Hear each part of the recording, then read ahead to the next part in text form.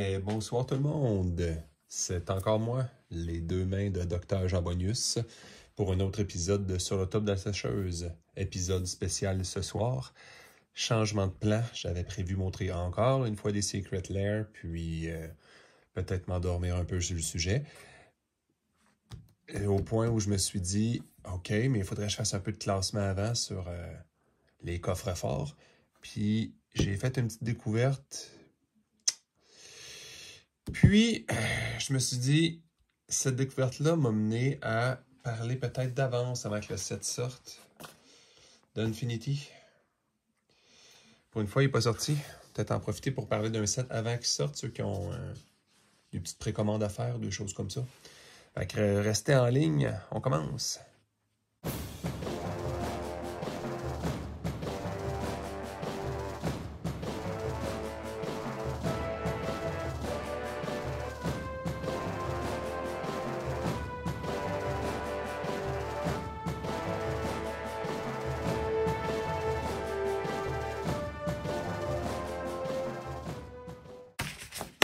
Bon, ceux qui sont encore là et qui n'ont pas eu peur de l'introduction, ça va être un petit épisode tranquille ce soir, mais qui va peut-être être profitable.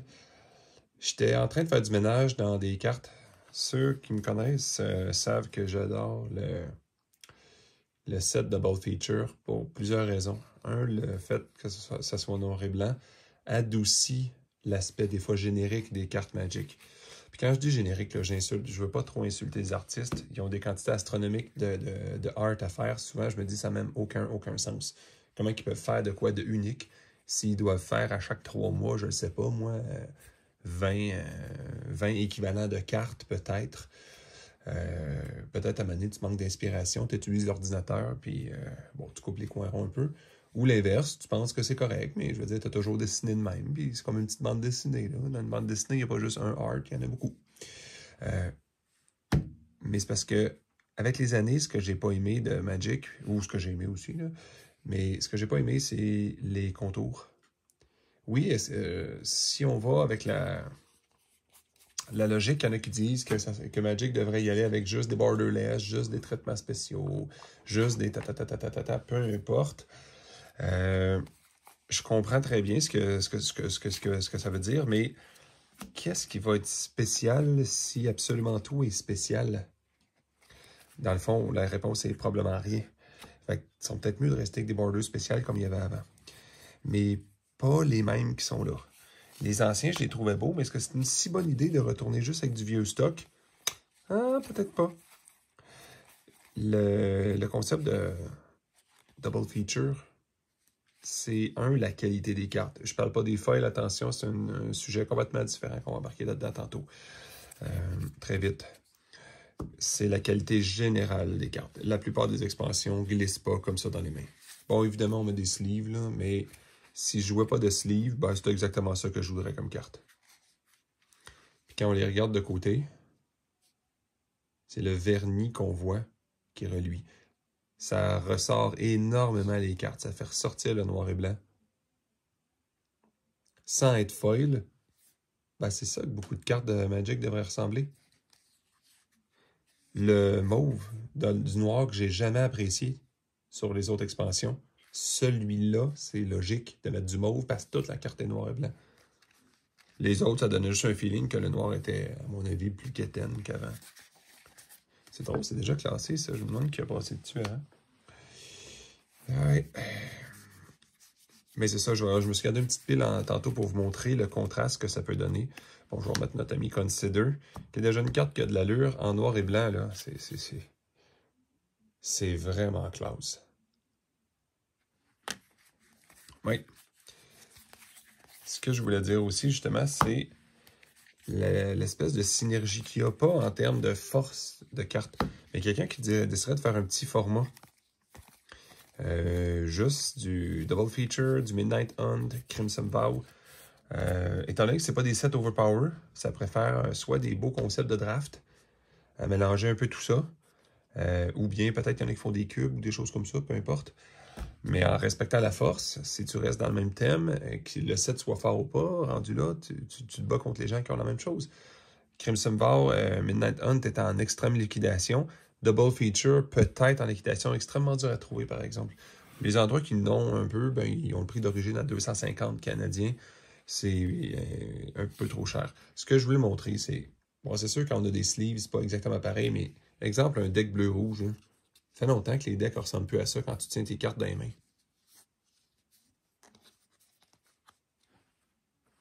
Tu sais, Magic, c'est un jeu de feeling. Ça fait longtemps que je jouerais plus si j'aurais pas le feeling que j'ai des belles cartes dans les mains ou que c'est le fun de les tenir. Ou qu'ils matchent ensemble. Quand tu es rendu à 1 million de dollars, peut-être le prix, là, tu serais peut-être mieux de te forcer de gagner. Là. Mais quand tu vas avoir du fun, où ce que le prix est très raisonnable, puis c'est pas que tu veux gagner, mais tu vas avoir le plaisir est aussi important que gagner, ben le feeling dans les mains d'avoir des couleurs qui matchent, puis des cartes qui matchent ensemble, waouh! Avant de parler du sujet que je voulais parler, parce que le set qui sort pas encore, les deux sont reliés. Bon, j'utiliserai pas un mauvais mot, là, parce que je pense que je ne déclarerai pas 18 ans, cette vidéo. Les foils. Le set qui s'en vient. Hein. J'espère que Wizard avait une solution. J'espère de tout cœur que la pandémie n'a pas là. C'est pas la vraie raison, la pandémie, pourquoi ils ont délayé Infinity au 7 octobre plutôt qu'au 1er avril. J'espère que, d'après Mark Rosewater, ils ont décidé de le délayer, entre autres, dû à la pandémie, évidemment, la production. Peaufiner probablement le jeu. Il a parlé des autocollants qu'il va mettre, puis des attractions. Ça a changé de concept radicalement d'un concept à l'autre. Probablement que le temps de plus, il a donné plus de temps pour faire ça, puis ça, c'est super. Mais ce qui serait intéressant, c'est qu'il ait trouvé une certaine solution aux cartes foil. Tantôt, j'avais des secret layers, je voulais montrer, puis tout mon setup était prêt à la sécheuse, puis finalement, c'est comme moi, non, il faut que je fasse du classement, sinon ça n'a pas d'allure de redéballer d'autres choses encore, puis tout ça mélangé partout. Je vais montrer des secret layers qui, tous ceux que j'ai déballés l'autre fois avec les boîtes endommagées, ben, sont tous un petit peu curvés. Pas beaucoup, ben, pas en fou, mais juste assez pour dire que quelqu'un serait chétif à un tournoi de les amener, peut-être. Puis tu as les etches à travers. Les etches sont toutes straight. Pow! C'est comme, OK, mais si vous n'êtes pas capable de régler le problème des foils temporairement, pourquoi vous ne mettez pas juste des etches? Puis tu donnes une explication, la raison est simple, il curve. Puis curve, quand tu mets ça dans une slab, c'est d'accord, OK, elle va être 10 sur 10, 9.5, 9, c'est pas important, la curve n'enlève pas de notes supposément, en tout cas pas encore. Mais quand tu arrives avec un tournoi où ta propre carte que tu as payée plus cher que l'autre, elle ne peut pas être utilisée ou tu as peur de l'utiliser ou carrément tu te fais pogner parce qu'elle est distincte d'un deck, c'est moins le fun soudainement. Autant où le set de Double Feature était exceptionnel, les cartes normales, là, j'ai rien à redire. C'est tellement beau. Les foils, bon, il y a l'histoire des curves qui, étrangement, ceux que j'ai dans les mains, n'ont pas curvé tant que ça. Curvé un petit peu quand même. Mais tu vas avoir des très belles cartes comme ça. Puis d'autres qui sont pâles. Ils sont lisibles, ceux-là. Je vais essayer d'en trouver une terrible. Et ça, le dessin... Mais il y en a, en personne, sont souvent plus belles. Mais exemple, ouais, c'est ça. Ça, on aurait pu penser qu'il aurait fait un contraste un peu meilleur. Ça, il est où l'oiseau? Ça, c'est une image ou c'est l'oiseau? Tu sais, même en personne, oui, je le vois, mais cette section-là, c'est terriblement foncé. On n'apprécie pas tant que ça, les petites dents. Ça, c'est très clair, facile. C'est dur à voir ce qui se passe ici. Ça, je l'aime beaucoup. Quand il y a beaucoup de détails, on voit très, très bien. Un autre terrible. Franchement, c'est... Encore une fois, je reviens à l'exemple, celui-là. Très, très classe. J'espère qu'Infinity va avoir réglé même partiellement le problème. Même, pourquoi partiellement? Au complet. Parce que dans Infinity, n'oublions pas, les Collector Boosters, c'est 100% foil. Bon, je m'excuse du nom du magasin, là, mais c'est pas un secret national. Face to Face, ça existe. Là. Je ne suis pas commandité par eux autres, puis je dirai pas de commentaires négatifs non plus. Tu Tu sais, une Galaxy Foil Godless Shrine à 250$. Elle serait le fun qu'elle fasse pas un tour sur elle-même. Tu sais, c'est une planète, je suis d'accord, c'est rond, là, c'est pas flat, là. Mais moi, je veux qu'elle soit flat, ma Godless Shrine. Bon. Ceux qui ont suivi, ceux et celles, excusez-moi, ceux et celles qui ont suivi mon petit pourcentage, là, il ne devrait pas, à moins d'une surprise, il ne devrait pas y avoir de Galaxy Foil dans les draft boosters. Ça devrait être dans les collector boosters. Chaque double land qui va être non foil devrait avoir un certain pourcentage de chance dans chaque boîte. Ça commence comme ça, le box topper, il est toujours foil, pas Galaxy Foil. Attention, pas une affaire à 250$. Il va plus être dans les cartes comme ça. Des affaires à 45$, puis à 50$, puis à 40$. Mais ça, c'est des non-foils, évidemment. Le foil, personne ne sait. Il va peut-être avoir... Il y a comme une légende qui circule déjà que peut-être la foil, vu qu'elle va être plus rare, elle va peut-être être moins chère. C'est impossible à prédire. On ne sait pas la réaction des gens. Est-ce qu'ils vont virer fou plutôt d'acheter ça? Ben, écoute, la réponse, c'est je sais pas. Mais on verra bien.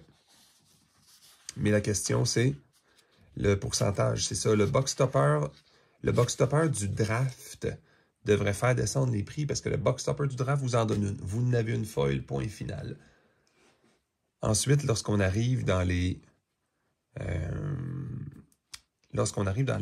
non-foils, la laine spéciale devrait remplacer la laine normale qu'il y a dans les boosters à raison de 3%. Donc 3% x 36. On est dans le 134%, quelque chose comme ça. Donc 2,44 double land garanti dans chaque draft. Donc entre 2 et 3, si on faisait un petit résumé. Les collecteurs, le pourcentage n'est pas meilleur, par exemple. C'est 3% par booster. Mais 3% par slot. 2 slots dans les collecteurs. Donc, 2 boosters x 2, 12 boosters x 2, 24 x 3, 72. Ce qui veut dire qu'on ne devrait pas nécessairement... C'est pas assuré d'avoir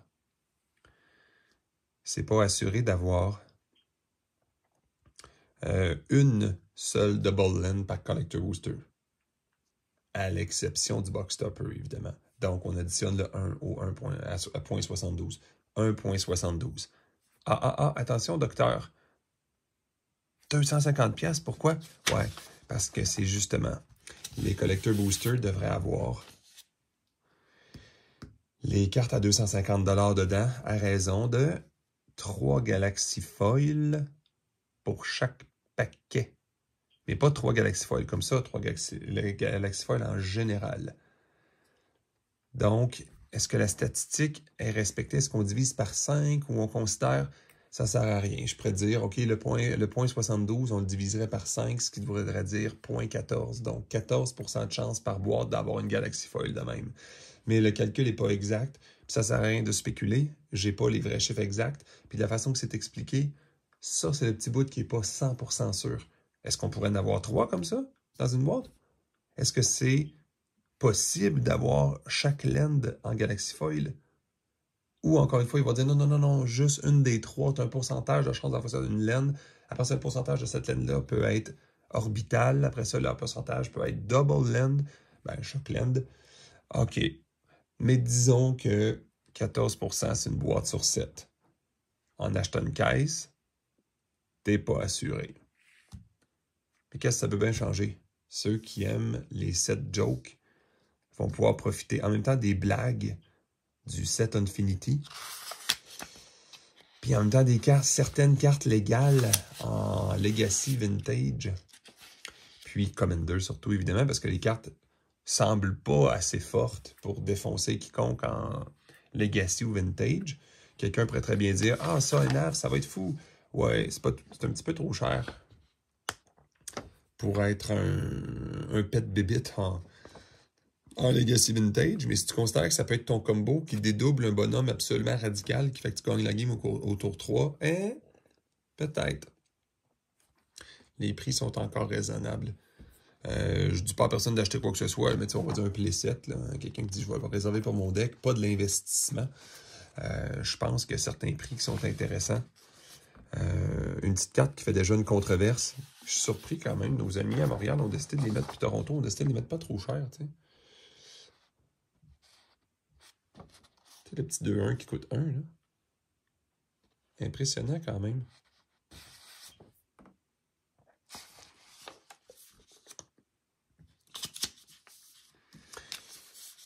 C'est peut-être le temps. Si vous avez des petits moves à faire, n'oubliez pas ce set-là. Peu importe comment il y en a qui vont l'haïr, comment il y en a qui vont rire des attractions, comment il y en a qui vont dire que des collants, c'est imbécile. C'est correct, hein, mais il y a des cartes jouables. Ceux qui veulent le Magic classique vont probablement rechercher grandement les lands. Il n'y en a pas un qui n'est pas beau. Même les basic lands sont absolument exceptionnels. J'ai toujours aimé les lands en noir et blanc. J'aime beaucoup mes Unlimited que j'ai remplacé récemment, mes bêta par des Unlimited dans des decks draft parce que à un moment donné, ça fait, on va dire, tu vois la valeur de tes cartes descendre, plus tu les utilises, plus tu joues avec, là, même si tu fais attention. Là. Mais ça va être parfait pour du draft, des cartes comme ça. Puis ceux et celles qui veulent réserver des produits comme ça, ben pour du draft, il y en a qui vont avoir du fun longtemps à drafter ça. Puis, je reviens au feeling de Double Feature. Le feeling. Si vous n'aimez pas les cirques puis le carnaval, peut-être vous serait mieux d'éviter complètement ce set-là. Puis d'acheter juste les cartes que vous voulez pour les collectionner. Ou de les échanger.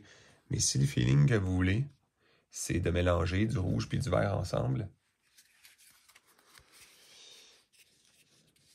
Puis de voir que ça va donner le art. Puis que vos clowns, ils matchent ensemble, puis que les petits robots fonctionnent ensemble quand ils ouvrent une attraction. Puis que tu lances des dés pendant que l'autre est désespéré devant toi en disant « Tu vas-tu jouer au Magic normal? » Ben non, Magic normal, il va avoir des D6, là. Puis c'est pas juste Donjon Dragon, là. Il y a des attractions qui vont en avoir aussi. Ben, ça sort très bientôt, ce set-là. Puis, probablement, contrairement à Double Feature, qui est un set qui, à part le art qu'il y en a qui ont chialé, la vraie plainte, c'était que il avait diminué les paquets. C'est du draft. Mais là, pour beaucoup plus cher, tu avais moins de paquets. Et absolument rien de spécial. Garantir une foil qui curve, qui est probablement pas les plus belles foils au monde, mais oui, terriblement rare, là. Bon, je t'ai pas dire des rares, là, mais il suffirait d'une carte comme ça. Ça fait que, ouais, écoute, y a-tu quelqu'un qui a déjà joué avec ça dans un quelconque tournoi? Pas sûr, mais bonne chance pour l'avoir. Bonne chance pour réussir à trader ça à quelqu'un qui, par hasard, ça serait dans son cartable. J'en ai ouvert beaucoup de boîtes. T'ouvres, puis tu regardes ce que tu pognes. Hein. T'as pas besoin de te demander qu'est-ce que tu as pogné ou qu'est-ce qui est spécial. Tout est impognable. C'est même pas compliqué. Ce qui fait que il y a une certaine rareté qui s'est appliquée. Puis,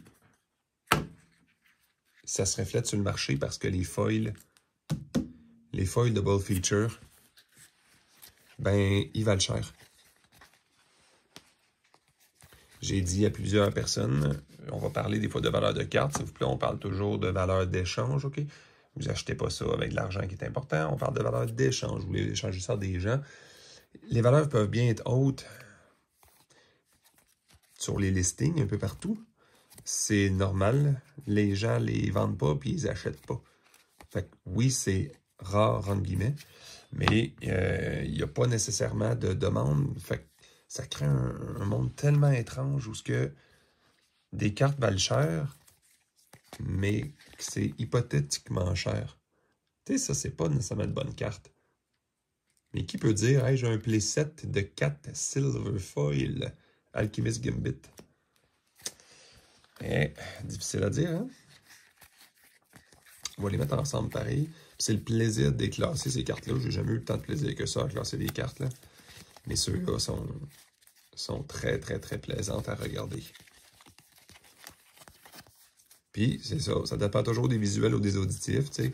Ceux qui reconnaissent les cartes avec les art, j'avoue, de loin, ils se ressemblent beaucoup. Par contre, j'aime beaucoup l'emphase sur le titre. C'est plus clair, c'est plus facile à savoir ce qu'on a. Fait que oui, il y a de la négativité sur des sets. Bof, laissons les négativités aux négatifs. L'avantage des jeux comme Magic puis des jeux de cartes comme ça, c'est que la réalité, c'est que tu n'es pas obligé de les acheter. Surtout quand le set qui est faible, c'est ce qui est le plus drôle, c'est que il est tellement faible que tu n'as vraiment pas besoin de l'acheter. Fait que sans toi pas mal. Tu sais, ris pas des autres qui veulent l'acheter eux autres. Tu sais, ils veulent l'avoir. Des fois, de petites consistances, hein. Ça, le bleu, je l'aime pour ça. Je sais même pas si c'est volontaire. Pas 100% consistant. Puis c'est pas les imprimeurs différents. Parce qu'ils ont été imprimés tout au même endroit, tout le même cirage, tout le même feeling, le dos. Bon, on parle encore pas des affaires de même, là. On se ramasse pas avec des dos décolorés, comme il est arrivé dans les éditions récentes. On pouvait savoir ce qu'on pigeait. Si on n'avait pas mis de sleeve, on aurait littéralement pu tricher dans un draft. Bon, ben, ce petit vidéo-là de classement commence à dépasser un peu le 20 minutes pour ceux et celles qui sont encore là. Je vais vous souhaiter une bonne nuit. Pour les autres qui sont à l'autre bout de la planète, bon, ben, bonne journée. Merci énormément d'avoir pris le temps de regarder mon vidéo. Au revoir, à la prochaine.